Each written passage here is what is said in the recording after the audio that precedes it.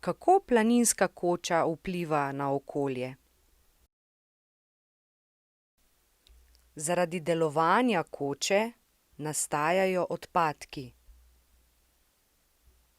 Odpadna voda, embalaža za pripravo hrane in pijače, embalaža od obiskovalcev, ostanki hrane. Kaj povzroča nastanek odpadne vode v kočah? Splakovanje v straniščih,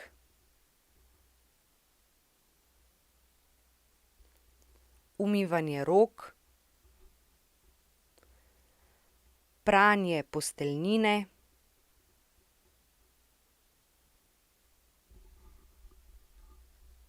priprava hrane,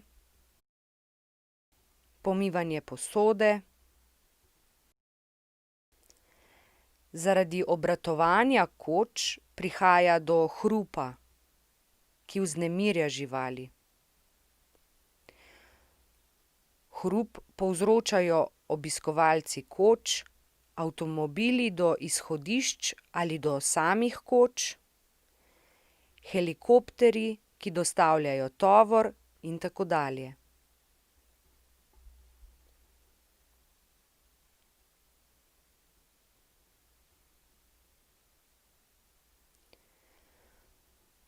Ogrevanje koč povečuje onesnaženje zraka.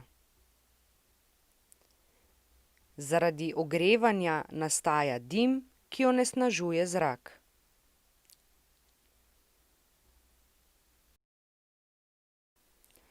Kako lahko kot obiskovalci zmanjšamo vpliv koče na okolje?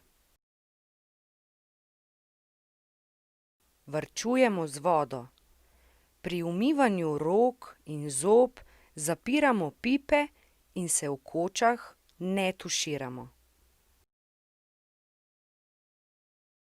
Vse lastne odpadke odnesemo s seboj v dolino. Spoštujemo hišni red v planinski koči in ne povzročamo hrupa.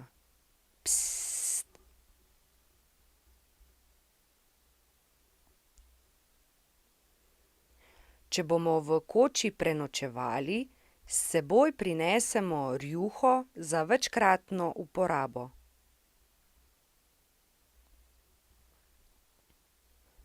Trudimo se zmanjšati količino odpadne hrane, ne naročimo preveč naenkrat in pojejmo vse, kar naročimo.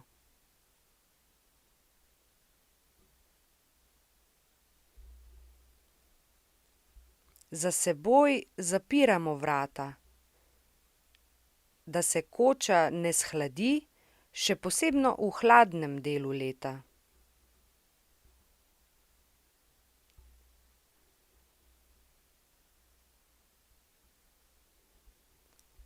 Za seboj ugašamo luči v sobah, na stranišču in tudi na stopniščih.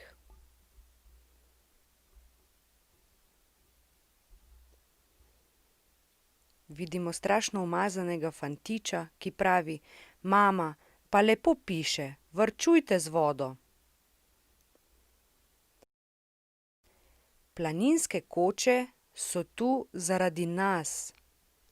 In mi smo tisti, ki s svojim ravnanjem in obnašanjem lahko pripomoremo, da bodo čim manj vplivale na naš lep planinski svet.